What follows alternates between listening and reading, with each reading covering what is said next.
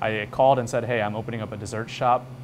What would monthly fees be? The biggest thing that jumps out at me was making sure there's a couple of administrative things that I didn't take into consideration. There's all these little one-offs you just can't account for. The biggest surprise was the employee payroll and how it can add up so quickly. Payroll is very, very difficult to estimate because it's generally based off a percentage of sales. That's how most people would budget it.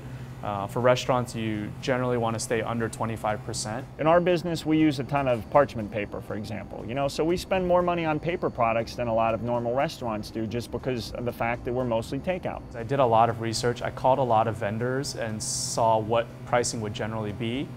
For example, the alarm company, the pest extermination company, I knew what monthly they would be charging us. When you ask a friend who's in the restaurant who isn't used to dealing with that, they look at your line item and they think it looks right because it's higher than their line item. Then you realize that your actual numbers come in at $500 more a month than you thought they were. Because of my background in finance, I kind of knew what to expect. I guess the differences would be the actual percentages and how much I'm spending on certain things. If I do anything in the future, it would certainly be something that'll be up the front of the costs. We'll make sure that we're doing things legally and that we're paying taxes properly. When I'm budgeting, I want to be as close to actuals and be as accurate as possible. So I think just doing a lot of the work up front really helps you have a sound budget.